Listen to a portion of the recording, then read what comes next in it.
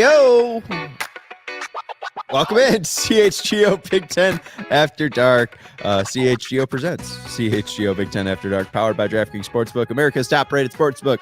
Download the app today and use promo code CHGO when you sign up.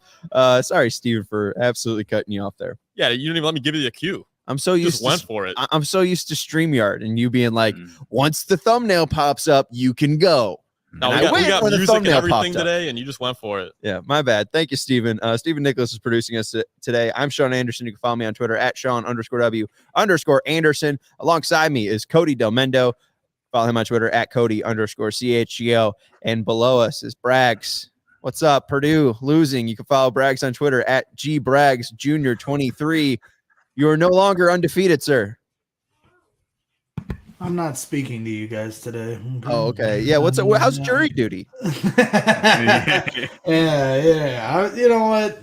I'm over it. You know, and we all knew this was coming, and that's why, for me as a Purdue fan, I was very hell bent on them getting to the number one spot because we all understand this is a young team and they weren't gonna go undefeated all year.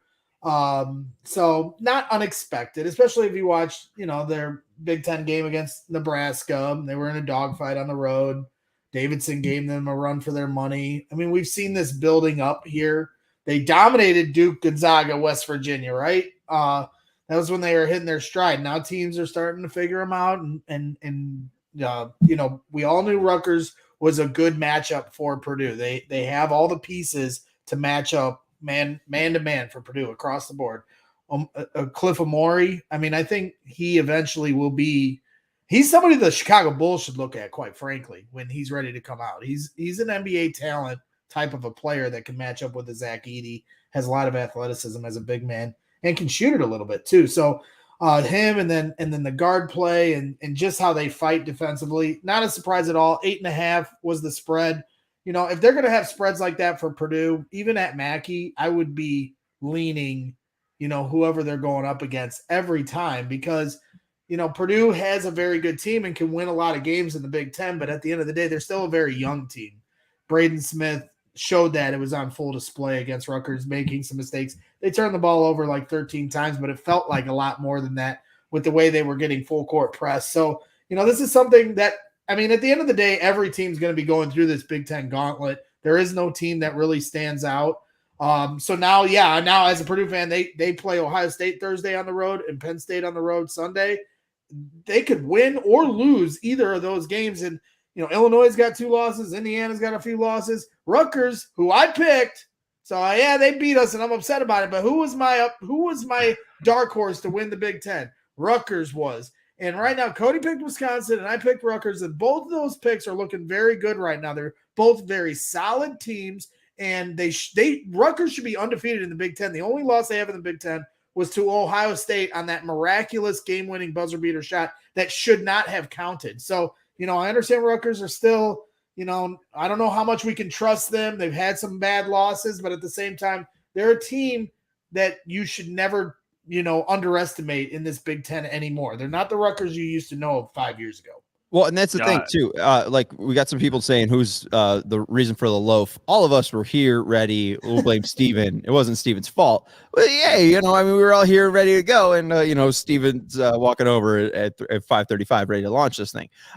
Anyways, you talk about the matchup there. Cliff matched up with Edey, and I think that's the biggest thing that ended up being the reason why Rutgers won last night was the fact that Edey got into some foul trouble early on in that game. And I just think that he wasn't as aggressive as you thought he would be. And the fact that Rutgers has that big dominant man to line up with the 6'7" or the 7'6" guy, I think it just makes a lot of sense that people aren't sleeping on Purdue. Going into Mackey, you can't sleep in on the Boilermakers. And, Rutgers showed that the Big Ten is just a hellscape, and this is where it all gets fun. Cody, I know you're not about Illinois, but anything can happen. Yep, it's going to be a great Big Ten season. They have Paul McCahey, Caleb McConnell, this transfer Spencer that hit the game-winning 3. All respect, hey, knocked it down. Good for him. McCahey, guy. Right, he's a winner. He's a winning basketball player. And him and Spencer, you're looking at these guys like, who are they? But you know what? They make winning plays. This McGahee, though, he took over Brad Davison's spot as most punchable face in the Big Ten, though. Yeah, and then I think Braden Smith will eventually take that from him as the irritant of the Big Ten. Yeah. Ball in the first half. He wears that headband with the hair slicked back. I can't. I just can't. So, I'm sorry. hey, continue. All respect to them. So it'll just be really interesting. I thought the Purdue put themselves in a good spot coming into the Big Ten season to say, hey, we have a chance to win this thing. But at the same time, they're only 2-0. Illinois is 0-2. Indiana's 1-1. We haven't gotten into the meat and potatoes of this schedule, and here we go because Purdue's got 3 games in 7 days. 3 games in 6 days, right? Or whatever it is. They got one more Thursday and then one on Sunday. And it's like this is what the gauntlet's all about. So, it is literally a toss-up who's going to win this Big Ten. Wisconsin's going to go through this. So it's just going to be really, really fun to watch. Wisconsin's got Minnesota tonight. They're 12.5-point favorites at home against Minnesota. They should win. They should cover. Minnesota's really the only team that's not going to put up much of a fight this year, in my opinion. We'll see. No, I think everyone would agree with that. And they got Illinois later this week, I believe, right? And then, when going back to everything you said just about the Big Ten right now, Braggs, Iowa, they lost to Eastern Illinois. They've gotten murdered the last couple games since then, and their schedule's only getting tougher. They look like a team that, unless they figure some things out, I mean, they scored 50 points against Nebraska, and I think Nebraska is a good defensive team, but they only score 50 points against Nebraska, but they lost by double digits to Nebraska. Right. They look like a team that's on the outside looking in, at least on, they look like they're playing themselves into being a bubble team unless they get their shit figured out. But going into Big Ten season right now, I would hate being an Iowa fan right now. They look awful right now. That's the one that's really they've fallen off the map. I mean, to lose to Michigan, they looked like someone on the outside looking in, but they had a big win against Maryland on Sunday or last night, whatever day it was. It was their last game against Maryland, and they blew them out.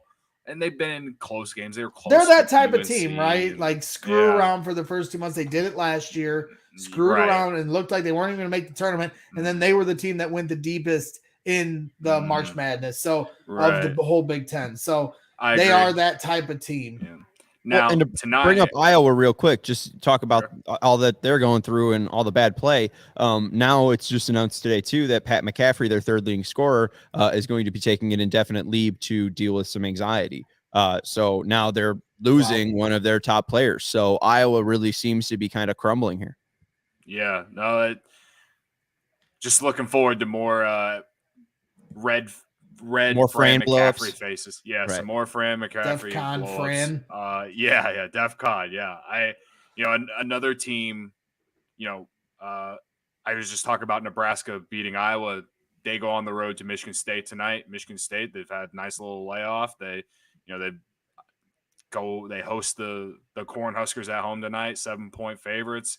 I think Nebraska hangs around, but Michigan State. The reason I think Nebraska hangs around is they're playing well right now, and 2, Michigan State they played well at the beginning of their non-conference schedule, and then they kind of fell apart here. And towards the end, and I know they had some injuries and stuff like that, but I don't know. I'll never go against Izzo in terms of thinking that they can be a good team or anything like that, but they're certainly not near the top of the Big Ten like they were the first, 3 weeks, it felt like. So, like what Brad said, this conference right now is very up in the air. Wisconsin's the only team that I feel like at least, might be able to sustain it, but that's only if they can get their offense going. Their defense is always going to keep them in games, but they got a big man. Tyler Wall is solid, but just the way that they play, they slow teams down. They just defend. Yeah, very fundamental. Greg Gard is a good coach, in my opinion. They'll find a way to. They're not going to beat themselves. More times than not. But Cleveland Guardian-like. Yes. Annoying. But at the end of the day, they're going to hit a stretch here where for they're sure. losing I think games, so, and it's too. just gonna every game in the Big Ten, aside from when you play Minnesota, more than likely, just from what I've seen from them, is coin flips. You know, Right. I was just telling my mom earlier, season ticket holders, I'm like, hey, you know, Purdue could win the Big Ten. They could also stack up some losses here in Big Ten play now because they're all so tightly. There isn't that much of a differentiator of who's better and who's not. It's going to be a game to game basis, and momentum is going to be a big thing. After they get past the Golden Gophers, they got Illinois, Michigan State, Indiana, and all three of those teams just seem more athletic, and it's just basically, can they keep up with these better upper echelon Big Ten teams? Like, this is going to be a huge test coming up for Wisconsin. Because I mean, I took them last time we did this show at 15-1 to win the Big Ten. Now they're at 12-1. So, you know, they're creeping up. They're getting closer and closer. And Gary Ross is in the chat, and he's very excited about IU's chances. Why? I don't know. I mean, IU fans are crazy, right? So, you know, I mean, they lost Xavier Johnson for the year. That's a big blow, but maybe, you know, Jalen Hood-Shavino, maybe he does take a big step. He's a really good player and a freshman that doesn't play necessarily like a freshman. So now his responsibility goes up here a little bit, Gary. You know, at the same time, IU's a solid team, and all these teams, it's not like they just are also, you know, IU's going to have the same issues Purdue has or anybody else has, you know, getting through this gauntlet. It's, you know, we talked about at the beginning of the year, like typically to win the Big Ten, the most losses you can have is 5. At this point, I would take the over on whoever the Big Ten winner is to win the Big Ten champion of the regular season. I think is going to have more than 5 losses this year. I think that's, to me, it's almost a guarantee. Yeah. And last year it was like 3. Yes. Last year it was like 3 or 4, right? Yes. So, typically, if you get more than 5, you're not winning the Big Ten. I think last year Purdue lost 6 and Wisconsin won it. So, you know, that's where I see it right now. As far as Illinois, you know, they played Bethune-Cookman, wherever the fuck that school is.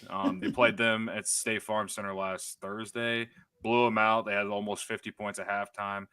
Whatever. I literally watched 10 minutes of that game. And all I cared about was that if they were going to play, like if they just came out and smoked them like I wanted them to, and they did. So now they take that, whatever momentum they got from that, they take that into Northwestern tomorrow. We got an in-state rivalry game. Me versus Mark Harmon. I know it. He's an Iowa grad. But he loves the Cats, though. He loves the Cats. You up against Corey Wooten is the right one. Fair. I mean, I didn't go to Illinois, so whatever. But so yeah, anyway. I mean, I guess you and Carm is fair then. I mean, you know, Carm didn't go to Northwestern, you didn't go to Illinois, so by delusion, it's a rivalry. Sure, yeah. But again, they got, you know, Northwestern tomorrow, who I think is a decent team. Like, they are better considering their standards. They are better than they have been the last couple of years. I think they're experienced. I think it'll be a good test for Illinois. They should win, but you know, they should have beat Missouri and they should have beat Penn State. So, you know, whatever. I'm at a point of like, prove it to me. Prove to me that, you know, the adjustments you've made in the last game were going to work against a good Power 5 school team. So, yeah, I mean, that's where I'm at with it. But starting 0-2 in the Big Ten right now isn't great, but it's not over. And yeah, if you look at the conference right now, there's not a lot of teams running away with this. So the game against Wisconsin will be good or be big if they beat Northwestern in terms of Big Ten regular season champion implications for sure, because Wisconsin is 2-0. So, shout out to Alex in the chat. Carm's got such a lengthy resume. You know, he's done so much in the media giant, Mark Carman. Yeah. But Carm was NU football sideline reporter. Should know that. How long? Yeah. How long were you doing sideline football? Oh, in studio for 28. All right. So yeah, maybe. I knew that he's. Ask him if he's taking Cody to the game tomorrow. I mean, come on. You taking Cody tomorrow? No orange allowed, is what Mark Harmon said. So You know, I just know he's got a big purple Northwestern guy. That's all I know. That's all I do. Okay. Hey, I know he's going to the games. I know he's getting tickets. But hey, we do just got to take a quick break here, and we're gonna talk more Big Ten basketball in just a second. But the fans, the tradition, the glory, there's nothing more thrilling than college football, and it all comes down to the national championship game happening on Monday. My go-to for betting is DraftKings Sportsbook, one of America's top-rated sportsbook app, and we have the national championship ready to go. It is TCU versus Georgia. No more college football will be played, at least at the Division I level. Georgia is 12.5-point favorites. You feel very brave that the Horned Frogs can win the title. You could take them at plus 370, over under at 62.5. And right now, when new customers bet just $5 on college football, they get $200 in free bets instantly, win or lose. So, hey, you want to take $5 and just see if TCU will win, you could do so. And if TCU hits, what's 5 times 3.7, around $18, right? You could turn that $5 into 18, but you're also getting $200 in free bets when you sign up. Plus, everyone can combine multiple bets for a bigger payout with DraftKings same game parlays. I was so close to hitting an EPL same game parlay today. I had, I think Fulham on a draw no bet. They won. Right. I had Man U to win. They won 3-0. And then I had Arsenal to win. And it was a tie, 0-0. So Arsenal, who was minus 260 favorites, couldn't pull it out for me. But download the DraftKings Sportsbook app now. Use code CHGO, and new customers bet just $5 on college football and get $200 in free bets instantly. That's code CHGO only at DraftKings Sportsbook. Minimum age and eligibility restrictions apply. See show notes for details. But we got the national championship, guys. TCU, Georgia. What'd you make of the two Big Ten teams losing in the semifinals? I was really disappointed. I was really disappointed. I don't know. Some people look at it differently depending on who you root for in the Big Ten. Some people don't like to root for the conference when their team's out, and others do, because the ones that do kind of see it as, if the Big Ten eats, everyone eats. And then others like, I can't root for my rivals. I'm of the idea in any sport, football, basketball mainly, that you root for your conference. It only helps your conference if the rest of the conference does well, recruiting-wise, TV, all that stuff. There's a lot of it that goes into play there. So to watch both teams fall was really disappointing. Also, just from a Bears spectrum, with CJ Stroud having such an incredible game against a tough Georgia defense, having that amazing run to put them into field goal position is like, man, he's driving his draft stock way up. And I don't know, maybe a national championship, if he didn't play well, that would change it. But at the same time, like, if he'd have done it again on the national championship stage Monday night, that only drives that quarterback market up for the Bears in the draft. So, like, just overall across that whole spectrum, I just think it was a disappointing day, to see them both fall like that. Michigan was the one leg of my parlay that did not hit. Man, just brutal. And it was an amazing game too. What an amazing game. My parlay was Alabama money line, Iowa money line, Michigan money line, and Georgia money line using the DraftKings boost. And I was going to win like $150 on a $20 bet or something like that. I can't remember. But yeah, I mean, all the favorites won except for Michigan. I mean, here's the thing. You could have boosted those odds even more if you took TCU. And hey, I just got to say, Steven's our producer, the leader of the JJ McCarthy fan club. And what happened? What'd I tell you? I told you this kid's a fraud. It was a targeting at the end of the game. The play should have continued. JJ McCarthy Did you just say that JJ McCarthy's a fraud? You literally just say that? JJ he had McCarthy a hell of a game. Is a fraud. Turning your camera off. Put up 45 points, dude. Are you kidding me? And that wasn't enough, my friend. Because his defense couldn't hold. That was all on that Michigan defense that was clearly fraudulent considering how well it had played all season. And then in that game, it was awful. I thought I would have taken TCU plus 7.5, but I didn't think that TCU was going to win that game. But whatever. No, I mean, I didn't either. I thought the hook was going to get it. I thought Michigan was going to really grind it out and like win 30-27 or whatever. That one touchdown that was called back or whatever. I don't know. Like, how do you define a catch anymore, man? That looked like a catch to me. Like, Well, especially college too. I mean, like college just seems so basic, just like 1 foot and make sure the ball's not moving. You know, that one I don't understand. That I will say this.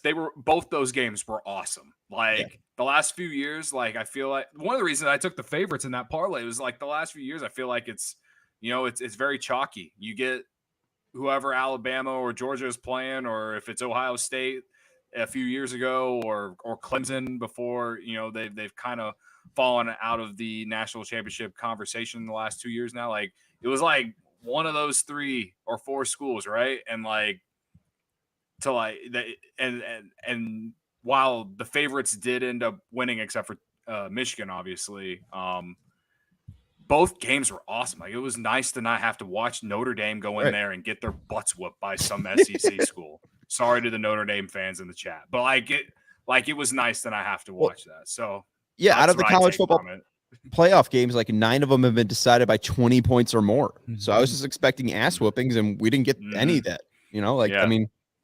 I was surprised that Ohio State played as well as they did coming off the loss to Michigan. Yeah. I thought that they were hang around against Georgia, but man, did they led by 2 touchdowns and then just blew it. So yeah, I mean, tough. I mean, I don't know if I'm an Ohio State fan, I don't even know. I'd probably just be pretty numb because the last 8 quarters have been so brutal for them, losing to Michigan the way they did. And then the way they lost to Georgia and that awful field goal kick, I mean, and how funny was that the field goal kick lined up perfectly with the ball drop in New York on New Year's Eve to New Year's Day. It was like they synced it up on, you saw it on social media. It was like 5, 4, 3, 2, and then the kick goes up. It's like 1. Happy New Year. And this ball just goes wide left. It was perfect. The videos on social media were hilarious. I won't lie. Well, and 2, I mean, like I took Georgia to win the first half, and that didn't happen. And I was shocked by the result. I think more than anyone, I was not thinking Ohio State was going to hold around. So it was crazy that it came down to that moment where it was at the end of the game, and it could have been decided by a field goal that just went a little awry right there. Like I said, I mean, just as a rooting for Stroud's draft status to help the Bears going forward, I was just I'd never been a bigger Ohio State fan in my life. I was going crazy for him. He's making all these incredible throws, pocket presence, beautiful throws, threading the needle, and then future Chicago Bear Marvin Harrison Jr. makes all these great plays. Yeah, I said it. Every receiver on Ohio State, future Chicago Bear. Future Chicago Bear. You got it. But that one's for real. I won't allow otherwise. But it was unfortunate to see him go out of the game too. Before we go back to basketball, I am curious what your thoughts on Sean D or Greg, both, whatever, the spread for TCU and Georgia, which last I checked was at 13. Yeah, 12 and a half, I think, is what I just gave out. I want to root for TCU. I want this to be a fun game. Let's continue it.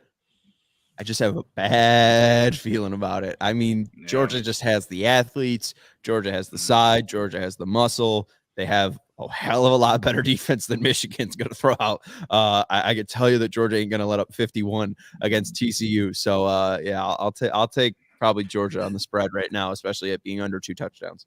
They did just give up all those points to Ohio State, but obviously TCU's offense isn't what Ohio State's is with the athletes and the quarterback. So I don't know. That's the thing is, I mean, CJ Stroud, I think showed that he's the number 1 overall pick in the upcoming draft with that game. I mean, like, just was tearing up that Georgia defense, and he just looked absolutely incredible. I know Jalen Carter wasn't at his 100%, which probably affected Georgia's ability to probably put pressure on Stroud there. But I mean, Stroud just was laser focused, and he just has the body, the arm, the ability to read. I mean, like, it's what Justin Fields was, but just a little bit bigger. And I think a little bit more polished of a passer. Not as good as an athlete, but I don't really see too many differences of him and Justin Fields. And Fields clearly should have been the number 1 overall pick, or maybe, 2nd overall pick behind Lawrence in that draft. So I think that Stroud really made his money there. And I think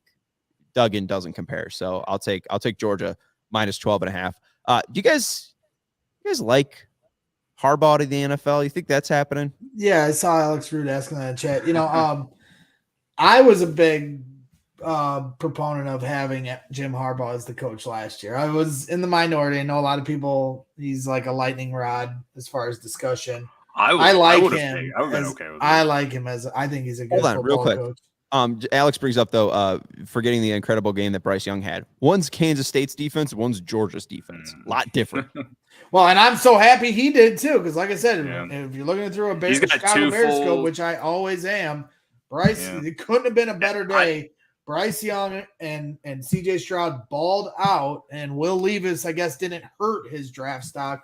Mel Kiper's got him number 1 on his board. So that's 3 quarterbacks there. I don't know why I think teams will shy away because of the Zach Wilson failure and Mitch Trubisky. I think looking at an unknown like Will Levis, I think he falls into that category, but who knows? I'm not an NFL evaluator like these all guys it takes is one good pro day or whatever. And it's a quarterback desperate league. Video of a guy making a throw, you know what I mean? Right. Like that's all it takes. It's a quarterback desperate league. So the Bears secure that number 2 pick or somehow, some way end up number 1 in the draft. You're talking about one of the biggest off seasons in Chicago Bears history. That's happening no matter how this shakes out draft wise as far as where their spot is. But going back to the question about Jim Harbaugh, like I said, I was a big fan of bringing him in as the Chicago Bears coach. I know a lot of people don't like him, think he's crazy. I like a little bit of crazy because I'm a little bit of crazy. So, to me, he like the Colts, I guess, would be a team, I guess, that makes sense to him because he played there. I hope he stays at Michigan because I like watching him run circles around Ohio State's head coach.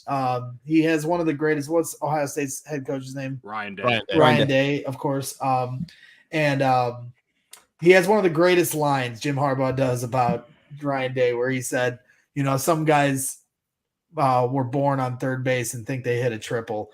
And I just love that statement because then he backed it up by beating his ass the last 2 years. So, I like him, what he's doing in Michigan, and I also want to keep him there in case things somewhere down the road don't work out here with Chicago. Not saying that, I am a little nervous about the way they handled Justin Fields last week. So I'm down right now on this coaching staff after what I saw them put Justin through on Sunday. So, I'm trying to keep him there until maybe one day we have to make another decision at head coach. And then we'll be like, hey, Jim, you want to come in? We just got a brand new stadium. We'd love to have you. But reports are that he's spoken with the Panthers. I don't. To me, I just that'd be weird. That seems like a terrible fit. Like if Jim Harbaugh's going anywhere, it's like Las Vegas, right? He should go to Denver. Denver has a ton of money. Denver has rich owners. Denver has a great stadium. Denver has great fans and historically good football. You should go to Denver. Yeah, you should definitely go to a prominent NFL team that has like history and tradition. The Raiders are not broke. Carolina Panthers. The Raiders are paying John Gruden $10 million still. Like, no, like I don't know about him to the Raiders. Colts kind of makes sense. I mean, the Colts are a historic is the one that makes the franchise most in a way. sense. Yeah, and he played there. Yeah, but like, he just doesn't have a quarterback. But if they get a top 5 pick when he was in Indiana, right? Because then he can also potentially trade up and get a quarterback. Trade up with the Bears. We take all their draft picks, and he gets a quarterback. Maybe stays one more year, and then finally leaves when JJ McCarthy graduates, and then he drafts JJ McCarthy to be his quarterback wherever he goes. I don't know. Love that. I don't know. I don't see it happening. I mean, I would think he still wants to try to win a title, so I think he still stays at Michigan. It's definitely I know that the Michigan faithful want to beat Ohio State more than anything else, it feels like. But now that they've beat Ohio State the last 2 years and lost in the first round of the college football playoff, like, if I'm Jim Harbaugh, I want to come back and try it and try a third time. You know what I mean? Because, like, man, like they've got – I really thought this year was the year for them. I really thought it would be Michigan and Georgia, and maybe they'd shock the world beating Georgia. But, can't believe it. Can't believe what we got. Let's return back to some college basketball here, and let's look at the futures for the Big Ten and see, what the market looks like for Big Ten winners. Since Purdue lost, they still are the favorite. You can get them to win the Big Ten at plus 160. and now all the odds are down. That's awesome. They're all up, and now they're all down. So I don't know what happened. Indiana was around plus 350. The one thing that stood out to me, though, Penn State at 35-1. I kind of like Penn State. I mean, I don't know. Like, if we really like Wisconsin, I don't know if we can really write off Penn State here just because they are a huge long shot, but 11-3. We really like their guards, and they consistently seem to be stepping up to the test. Am I crazy to think the Nittany Lions could be a force here in men's basketball? This would be the one year where maybe a team like them or a program like them could do it, just because there isn't one particular team that sticks out. They are the oldest team in college basketball, so those guys have played with each other for so long. So, they got that chemistry, and that's, especially when you get later into the year, like that experience comes big for a lot of teams. So, yeah, I mean, I ain't against it just because, like, everyone in this conference right now just doesn't want to seem to, like, take control of what's in front of them. So, yeah, I mean, I saw enough of them to think that they're a decent team. Like, I think bracketology last I checked had them more of like a bubble team, but like they've been competitive in a lot of games, and they've won big games. That win over Illinois is big on their resume, in my opinion. And that's not just because I'm an Illini fan. I mean, they were ranked at the time. They got a huge 4 games coming up too. So if you do want to hit them now, because they'll play Michigan, Purdue, Indiana, and Wisconsin. If they go 4-0 or if they go 3-1, I mean, that's going to be huge just because those are so many big players in the Big Ten, and Michigan too. It's a game tomorrow. I think we'll talk about it, but their favorites, their underdogs going into Ann Arbor at that game, plus 130 to win that game. I'm taking Penn State. So if you're looking for a pick for tomorrow, it's not a bad bet. I'm giving you money line Penn State plus 130. I think they could beat the Wolverines tomorrow. Are they at home, or is that at Michigan or Ann at Arbor? Penn State? Okay, so it's on in the a road. league of boys. They are grown men, right? And that's what separates them. They have grown men strength. Those guards are no joke. That's why I'm sweating over here as a Purdue fan, because Ohio State has one of the top. If you look at KenPom, I think they're top 3 in the nation in KenPom offensive rating. So they're no pushover. I feel like Purdue should be able to get through that, but it's on the road, so no guarantees. First time Fletcher Lawyer and Braden Smith are going to meet these kind of tests, although the Nebraska on the road was a test. So, but at the same time, the Penn State game, yeah, I'm sweating because they match up well. And you saw how the Rutgers guards playing physical and playing them the full court gave Purdue big problems. Penn State, Purdue on Sunday, not sure what the spread is. If Purdue's favored, I'd be hammering Penn State all day long. All right, and then we got a couple bets for tonight, Cody. You got a couple bets lined up, and I got a couple bets as well. Why don't we get into what is this, 5? Yeah, so some of them already started. Yeah, some of them already started because they tipped off at 6. That's Nebraska and Marquette. I kind of talked about earlier at the beginning about Nebraska and Michigan State. I took Nebraska plus 7 just because I think they can hang around. I don't know if they can win at Michigan State. That'd be a huge win for Fred Hoiberg if they actually went into East Lansing and beat Tom Izzo. But I do think they can keep it within, single digits, 7 points, whatever. Marquette -2. They're currently down 8 against St. John's, which that's actually very surprising. I'm surprised, 1, because Andre Curbelo didn't play tonight, and 2, because St. John's just hasn't played well. But it is DraftKings tell me they have about 3 minutes left in the first half, so still a lot of game left. Maybe consider maybe pound Marquette as an underdog. That plus 160 on the money line right now if you think they're going to have a big second half. Which the way that Marquette has been playing, it's not a bad idea in my opinion. So next up, their games. I guess I forgot I took South Carolina plus 10. They're playing Vanderbilt. They're actually up 13-5 right now, so that one's looking good. That's first 5 games. You can get them right now live at plus 4.5. So looking good. And then Pittsburgh plus 6 at home against Virginia. They just beat UNC at home as a 4-point underdog. Virginia, much better team than UNC in my opinion right now. But Pittsburgh undefeated in conference. They're looking to stay undefeated tonight. You give me 6 points as a home underdog against in a big game for a program that has been a big surprise because Pittsburgh the last couple of years hasn't been very good. They've been towards the bottom of the ACC this year. So far, so good. They've been actually kind of impressive. So I'll take the 6 against them or against Virginia. And then this play I love the most tonight, Texas Tech hosts Kansas. And the only reason I like it is because I think it's the best game of the night. Kansas going to Texas Tech. I'm taking Texas Tech on the money line plus 100. It's like 1 or 2 points. I think it was 2.5 points this morning. It's down to 1.5.